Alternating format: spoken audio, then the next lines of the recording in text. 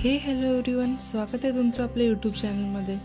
तर आज आपण मटर आणि तांदळाचं पीठ वापरून सगळ्यांना आवडेल अशी रेसिपी करणार आहोत। तर व्हिडिओ अजिबात स्किप न करता शेवटपर्यंत नक्की बघा। चला तर मग रेसिपीला सुरुवात करूया। मी इथे 1 कप मटर घेतलेला आहे। आता हे 1 कप मटर आपण मिक्सरच्या भांड्यात घालणार आहोत। सोबतच 4 हिरव्या मिरच्या, 1 इंच अद्रक व 4 ते 5 लसणाच्या पाकळ्या, थोडीशी कोथिंबीर व 1 चमचा मीठ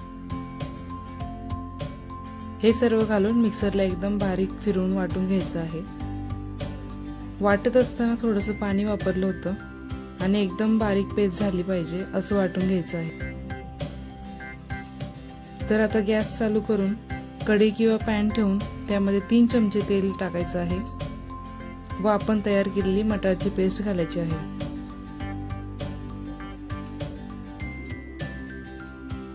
मटार हा कच्चाच वाटून घेतलाय, त्यामुळे त्यातला कच्चापणा जाईपर्यंत 6 ते 7 मिनिटे परतून घ्यायचं आहे। परतत असताना गॅस मंद आचेवर ठेवूनच परतवायचं आहे।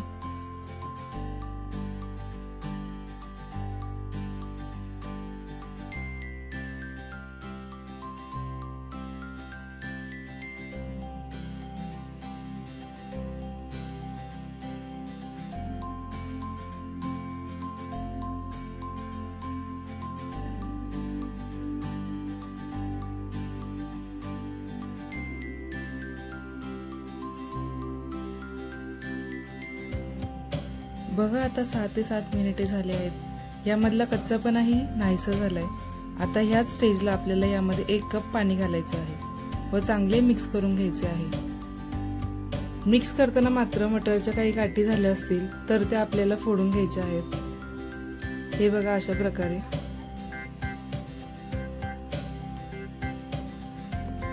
व्हिडिओमध्ये दाखवल्याप्रमाणे सतत मिक्स करत राहिलं तर हे चांगलं मिसळून जातं।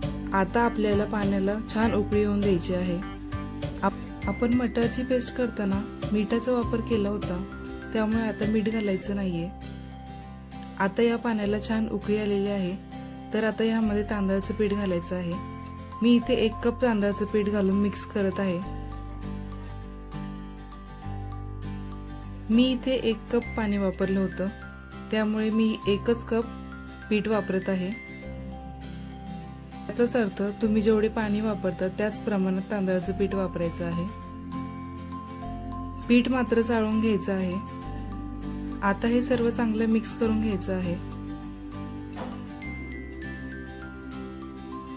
आता हे चांगले मिक्स झाले आहे। फार तर फार 3 ते 4 मिनिटे लागतात। आता गॅस बंद करायचा आहे व हे तयार पीठ एका भांड्यात काढून घ्यायचं आहे। आता हे मिश्रण खूप गरम आहे, त्यामुळे जरा वेळ असं पसरवून थंड करून घेणार आहोत। हे पूर्णपणे थंड झाल्यावरच पुढची प्रोसेस करायची आहे।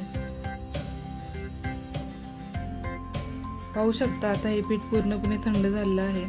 आता आपल्याला यामध्ये गव्हाचं पीठ घालायचं आहे। मी इथे 1 कप गव्हाचं पीठ घेतलं आहे। आता हे यामध्ये चांगलं मळून घ्यायचं आहे व पीठ मळत असताना पाण्याचा वापर अजिबात करायचा नाहीये। चांगले मऊ पीठ होईपर्यंत मळून घ्यायचं आहे व मळून झाल्यावर त्यात अर्धा चमचा तेल घालायचं आहे।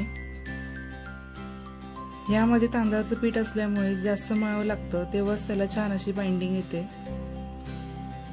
आता हे मळून घेतलेलं पीठ 5 मिनिटे झाकून ठेवायचं आहे व तोपर्यंत आपल्याला तेल गरम करायला ठेवायचं आहे। 5 मिनिटांनंतर या पिठाचे छोटे छोटे गोळे करून घ्यायचे आहेत। आता तुम्हाला अंदाज आलाच असेल की आपण काय करतोय। तर आज बनवत आहोत तांदळाच्या पिठाची व मटारची पुरी, खूप चविष्ट। आता मी इथे 4 गोळे करून घेतले आहेत। बाकीच्या पिठाचे पण गोळे करणार आहे, पण तोपर्यंत आपल्याला केलेल्या गोळ्यांच्या पुऱ्या लाटून घ्यायच्या आहेत। पुरी लाटताना मात्र पोलीपाटावर थोडंसं तेल लावून घ्यायचं आहे, जेणेकरून आपली पुरी पोलीपाट्याला चिटकली नाही पाहिजे। आता पुरी छान लाटून झाली आहे, पण थोड्याशा कडा चिरल्यासारख्या वाटत आहेत। म्हणून मी इथे एक काटेरी वाटीच्या सहाय्याने कडा काढून घेतल्या आहेत. तुम्ही हे नाही केलं तरीही चालेल. त्याच पद्धतीने मी इथे 4 पुऱ्या लाटून घेतल्या आहेत व आता आपण यात तेलात तळणार आहोत. बघू शकता आपली पुरी छान मस्त टम्म फुगली आहे.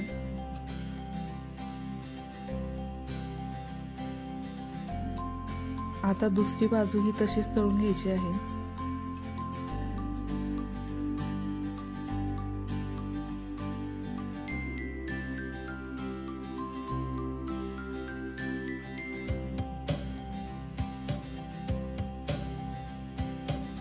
आता मी इथे 4ही पुऱ्या तशाच तळून घेतल्या आहेत.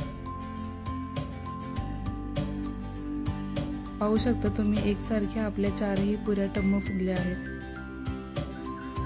तर खरंच तुम्ही ही रेसिपी करून बघा व कशी होते ते मला कमेंट्समध्ये नक्की सांगा.